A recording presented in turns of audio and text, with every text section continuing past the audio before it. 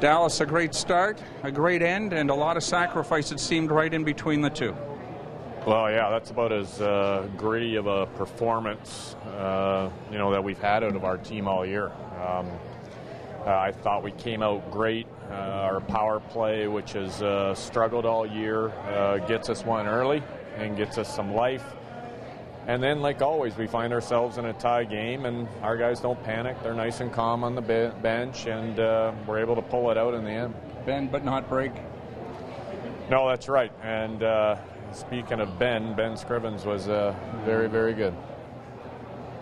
What does he bring to your team in terms of stability? When you talk about calm emotion on the bench, is he a bit of an insurance policy back there, knowing that you've got him there?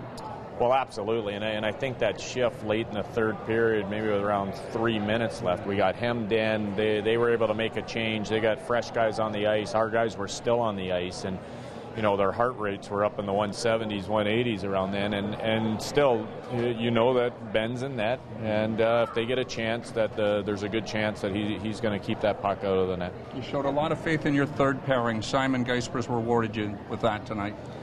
Well, yeah, hey, we've got great faith in all of our pairings, and even guys that aren't playing right now. And Simon showed what he can do when that puck comes back to him. He's got a big shot, and when he can unleash it, it usually does some damage. What did you tell them in there about where they've been and where they still have to go?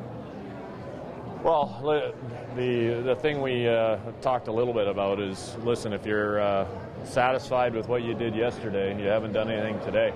It's an old Lou Holtz quote, but our guys, it's almost like, as a coach, you don't want to leave any stone unturned. You want to give them so much information, and then a lot of times after I walk out giving the information, I'm like, well, they already know all that stuff, and they're already prepared, and our veteran guys are helping prepare the group, and so a lot of times you go and you say things to your team just because it makes you feel better walking out of the room. But I didn't have to say much to them tonight. They were ready, and they knew that we just had to win one game. The injuries have never been used as an excuse. What can you say about the resiliency of your team? Well, it's huge. Like with the number of players that play key roles for our team being out, we also have a good couple of guys in there being held together with duct tape right now, and I don't even know how they're playing. But these kids they're as tough as nails, and they're resilient.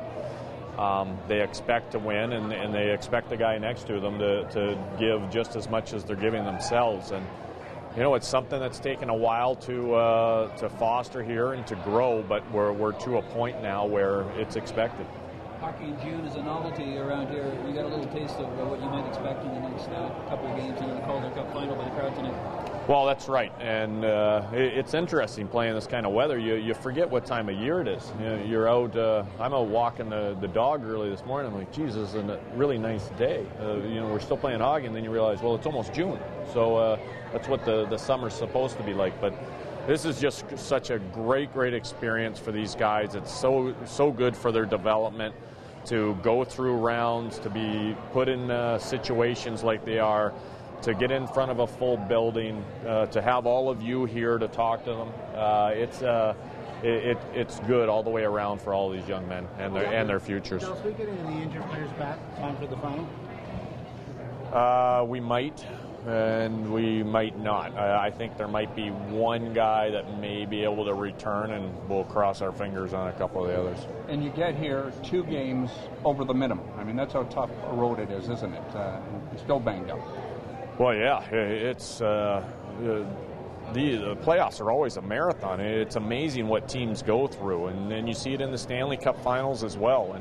And I think at the start of the playoffs, when I told the guys that who weren't on the clear day list that they were just going to have to wait, and I shared with them, like, hey, I've been through these experiences a few times, and we're going to need every one of you sooner or later.